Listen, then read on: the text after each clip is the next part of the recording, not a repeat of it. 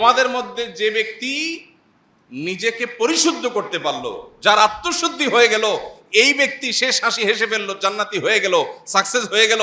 ওয়াকাদ খাবা মান দাসাহা, আর যার নিজের আত্মাকে পরিশুদ্ধ করতে পারলো না, যার তাজকিয়া হলো না, যার পরিশুদ্ধি হলো না, যে অপবিত্র থেকে গেল, যার ভিতরে অহংকার আছে, দুনিয়ার মোহ আছে, যার ভিতরে হিংসা আছে, বিদ্বেষ আছে, অন্যের প্রতি শত্রুতা আছে, অন্তরের রোগে ভরা, তার অন্তর কলুষযুক্ত, তার দেহ হয়তো অনেক সুন্দর, সে হয়তো নামাজে পড়ে, সে হয়তো বাহ্যিকভাবে দাঁড়িয়েও রাখে, কিন্তু তার আত্মা যদি অপবিত্র হয়, আত্মা যদি পরিচ্ছন্ন না হয়, তার মনটা যদি নোংরা হয়, তার মনের ভিতরে যদি হারাম থাকে, তার ভিতরে বাতিনি গুনাহ যদি থাকে, তাহলে সে ক্ষতিগ্রস্ত, সে জাহান্নামী। এই কথা বলার জন্য আল্লাহ 11 বার টানা বিরতিহীন শপথ করেছে। দুর্ভাগ্যজনক বাস্তবতা হলো, 5 ওয়াক্ত নামাজ পড়ার ফরজ আমরা জানি, পর্দা করা ফরজ সেটা আমরা জানি, রমজান মাসে সিয়াম পালন করা ফরজ সেটাও আমরা জানি, যাকাত আদায় করা ফরজ সেটাও আমরা জানি, এরকম আরো বহু ফরজের কথা আমরা জানি। কিন্তু যেই ফরজের কথা আমরা বেশিরভাগ মানুষ জানি না বা আমাদের ধারণা নাই, সেটা হলো আত্মশুদ্ধি করা, এটাও ফরজ। নিজেকে পরিশুদ্ধ করা, যেটাকে কোরআনের ভাষায় বলা হয় তাজকিয়া। কোরআনের ভাষায় কি বলা হয়? তাজকিয়া। আর আমরা আমাদের বাংলায় নিজের ভাষায় সেটাকে বলতে পারি আত্মশুদ্ধি, নিজেকে সংশোধন করা, নিজের ইসলাহ করা, নিজেকে পরিশুদ্ধ করা। আমরা যখন দুনিয়াতে এসেছি, মাতৃগর্ভ থেকে যখন পৃথিবীর আলো আমরা দেখেছি, আমাদেরকে আল্লাহ যে অন্তর দিয়ে পৃথিবীতে প্রেরণ করেছেন, তখন আমাদের অন্তর ছিল সকল প্রকার কলুষতা থেকে মুক্ত।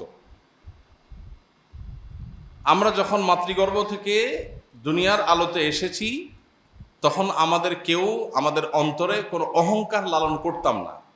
কি বলেন, কোনো দুধের শিশু কি অহংকারী হয়? কোনো দুধের শিশু কি কারোর সাথে অহংকার করে? কারোর প্রতি শত্রুতা করে? নাই। তার মানে আমরা যখন দুনিয়াতে এসেছি, আল্লাহ তাআলা আমাদেরকে যে অন্তরটা আমাদের বডিতে দিয়ে দিয়েছেন, সে অন্তরটা ছিল ফ্রেশ, কালিমা মুক্ত, কলুষ মুক্ত। সে অন্তরে কোনো ত্রুটি ছিল না, কোনো দাগ ছিল না, একেবারে ফ্রেশ। সে অন্তরে কোনো হিংসা, বিদ্বেষ, দুনিয়ার মোহ। একটা দুধের শিশুর কি দুনিয়ার মোহ থাকে? তার বাবার থাকতে পারে, তার মায়ের থাকতে পারে, তার মধ্যে দুনিয়ার মোহ। সে মায়ের বুক থেকে একটু দুধ আহরণ করতে পারলে সে খুশি, তার আর চাহিদা নেই। তো একজন মানুষের অন্তরে যত রকমের অশুদ্ধ, ভুল বা খারাপ চিন্তা আসতে পারে, এর সবগুলো থেকে পরিচ্ছন্ন, পবিত্র থাকে একটা কোমলমতি শিশুর অন্তর। তো আল্লাহ রাব্বুল আলামিন যখন আমাদেরকে দুনিয়াতে পাঠিয়েছেন, তখন আমরা ফ্রেশ, পরিচ্ছন্ন অন্তর নিয়ে এসেছি। এরপর আমরা যখন আস্তে আস্তে বড় হয়েছি, আমাদের পরিবেশ, প্রতিবেশ, আমাদের আশপাশ, আমাদের গণ্ডি, আমাদের চৌহদ্দি এবং আমাদের এনভায়রনমেন্ট, আমাদের সহচর, আমরা যাদের সাথে উঠা বসা করছি, যে জায়গায় যাচ্ছি, এই সব কিছু থেকে আমাদের অন্তর ধীরে ধীরে ধীরে ধীরে নানান কলুষ এবং কালিমা ধারণ করতে করতে করতে এমন একটা পর্যায়ে চলে গেছে যে এই অন্তরটা এখন এতটা রোগাক্রান্ত, এতটা ময়লাযুক্ত, এতটা কালিমাযুক্ত, যে অন্তর দিয়ে এখন ভালো আর মন্দ পরখ করা আমাদের জন্য কঠিন হয়ে যাচ্ছে। আর সেই কারণেই এই অন্তরটাকে পরিচ্ছন্ন করা, ক্লিন করা, এটাকে পবিত্র করা, এটার যেই কালিমাগুলো লেগে গেছে সেগুলো থেকে এটাকে ধুয়ে মুছে সাফ করা, এটা আমাদের জন্য একটা ফরজ, একটা অপরিহার্য কর্তব্য। কোরআনে আল্লাহ তাআলা যেটা আমাদেরকে বারবার করবার নির্দেশ করেছে।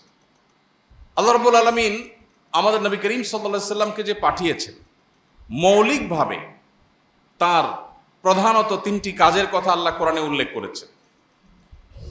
ইব্রাহিম আলাইহিস সালাম, যিনি আমাদের স্বপ্নদ্রষ্টা ছিলেন, যিনি মুসলিম হিসাবে আমাদের নামকরণ করেছেন, যিনি আমাদের আদর্শিক পিতা, যিনি আমাদের নবী মুহাম্মদ সাল্লাল্লাহু আলাইহি সাল্লামের বংশানুক্রমিক পিতা, যিনি ইহুদিদেরও বংশানুক্রমিক পিতা, যাকে বলা হয় আবুল আম্বিয়া।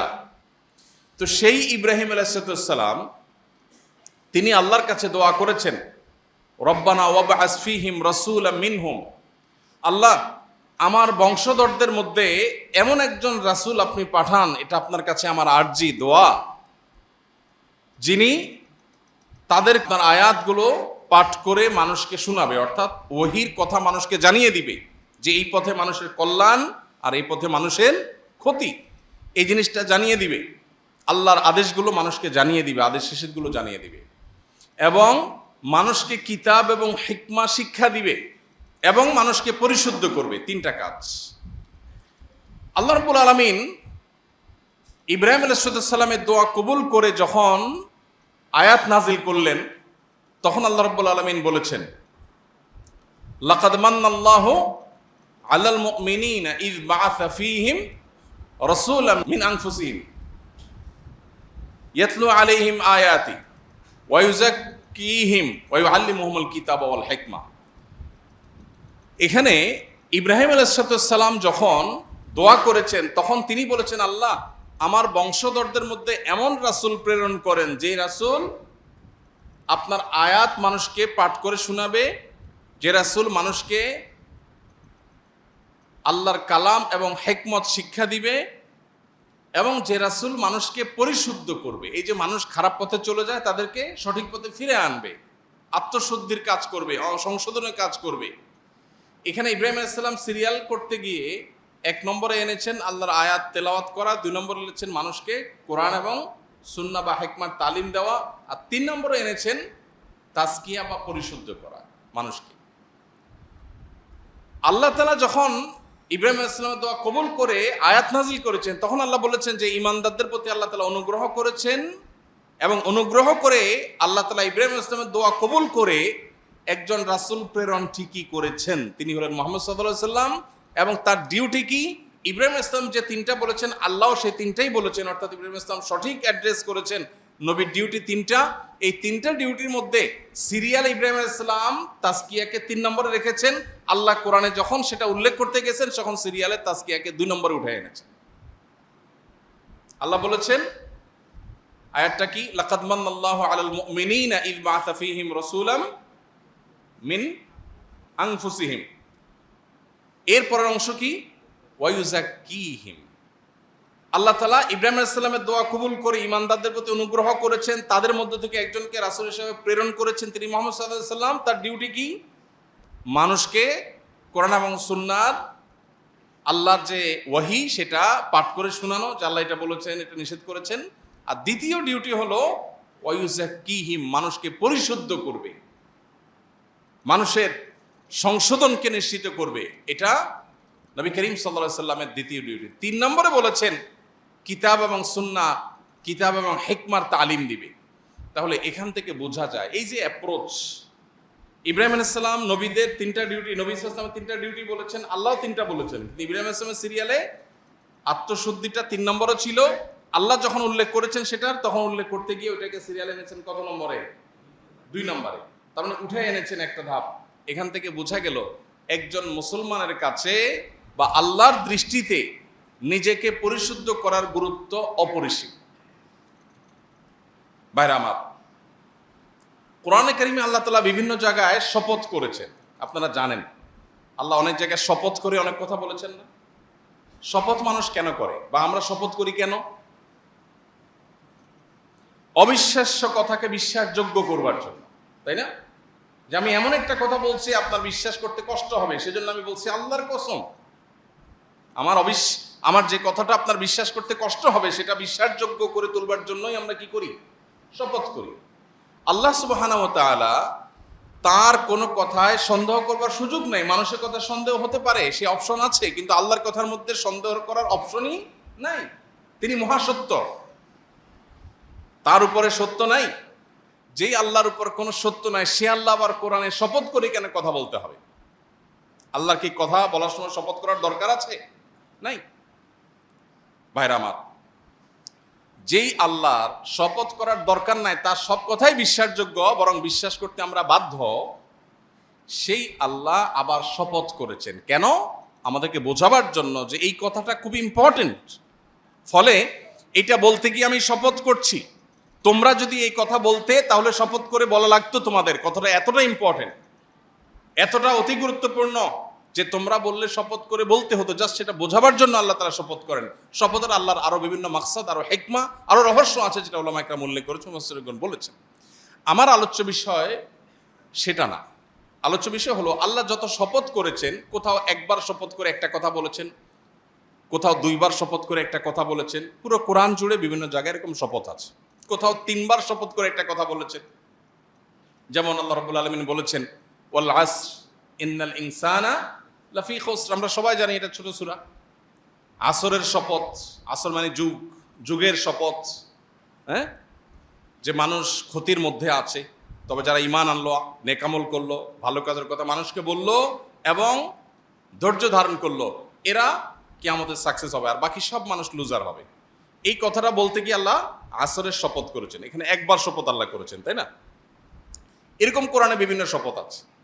আমরা যে বিষয়ে আলোচনা করছি আজ, অর্থাৎ আত্মশুদ্ধি করার গুরুত্ব, নিজেকে পরিশুদ্ধ করার গুরুত্ব, এবং আত্মশুদ্ধি করা যে একটা ফরজ, যে ফরজ সম্পর্কে আমাদের অনেকের ধারণা নেই, এই বিষয়ে কথা বলতে গিয়ে, এটার গুরুত্ব বর্ণনা করতে গিয়ে আল্লাহ তাআলা কোরআনে কারিমে 60টি আয়াতে, অনেক মুফাসসিরদের মতে 7 বার, তবে বিশুদ্ধ মত অনুযায়ী 11 বার আল্লাহ শপথ করেছেন। কয়বার? 11 বার। আপনি একটু চিন্তা করুন তো, আপনি কোনো কথা বলতে গিয়ে যদি আমাকে বলেন আল্লাহর কসম, আল্লাহর কসম, আল্লাহর কসম, এটা কি এনাফ না? যথেষ্ট না? কিন্তু আপনি যদি আমাকে 11 বার শপথ করেন, তাহলে আমার ধারণা কি হবে যে কথাটা এত গুরুত্বপূর্ণ, মানে এর চেয়ে গুরুত্বপূর্ণ কোনো কথা থাকতে পারে না। পুরো কোরআনে কোথাও এত বেশি সংখ্যক বার শপথ করে আল্লাহ কোনো কথা বলেন নাই। পুরো কোরআনে একটা কথা বলবার জন্য আল্লাহ 11 বার টানা শপথ করেছেন, বিরতিহীন শপথ করেছেন। সূরাতুশ শামসের মধ্যে আল্লাহ কি শপথ করেছেন? ওয়াশ-শামসি ওয়া দুহাহা, সূর্যের শপথ। দেখেন আল্লাহ বড় বড় সৃষ্টিগুলোর শপথ করে। যদিও এখানে আরেকটা মাসআলা বলে রাখতে হয় প্রসঙ্গত, কোন মুসলমানের জন্য আল্লাহ ছাড়া আর কারোর নামে শপথ করা জায়েজ নাই। নবীজি সাল্লাল্লাহু আলাইহি ওয়াসাল্লাম বলেছেন, মান আরাদা আন ইয়াহলিফা ফালইয়াহলিফ বিল্লাহি আও লিয়াসমুত।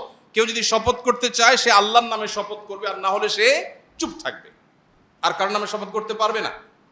অতএব আমরা এই যে বাপের কিরা, মায়ের কিরা, ক্যাশ ছুঁয়ে বলছি, গায়ের স্টিয়ারিং হুইল ছুঁয়ে বলছি, বাচ্চার মাথা ছুঁয়ে বলছি, মাটি ছুঁয়ে বলছি, ঠ্যাং ছুঁয়ে বলছি, এইসব নাটক যা আমরা করি, এগুলো সবই শরিয়ার লঙ্ঘন, নবী সাল্লাল্লাহু আলাইহি ওয়াসাল্লামের পরিষ্কার হাদিসের লঙ্ঘন। এটা এক প্রকারের শিরক। এই শিরকের ফলে ঈমান চলে যাবে না, এটা শিরকে আসগর, ছোট শিরক, কিন্তু এটা এক প্রকার শিরক। এই জন্য আল্লাহ ছাড়া কারোর নামে শপথ করা জায়েজ নাই। শপথ হবে সব কার নামে? আল্লাহর নাম।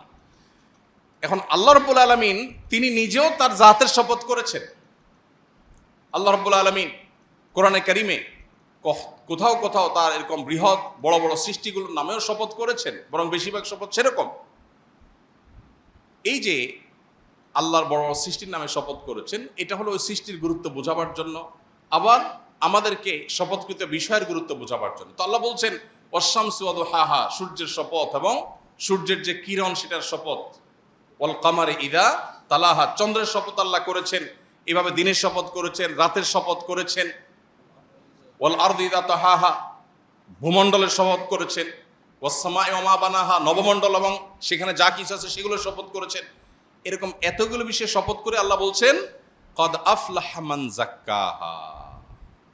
এতবার শপথ করে তোমাদেরকে বলছি, বান্দারা শুনো, তোমাদের মধ্যে যে ব্যক্তি নিজেকে পরিশুদ্ধ করতে পারলো, যার আত্মশুদ্ধি হয়ে গেল, এই ব্যক্তি শেষ হাসি হেসে ফেললো, জান্নাতি হয়ে গেল, সাকসেস হয়ে গেল।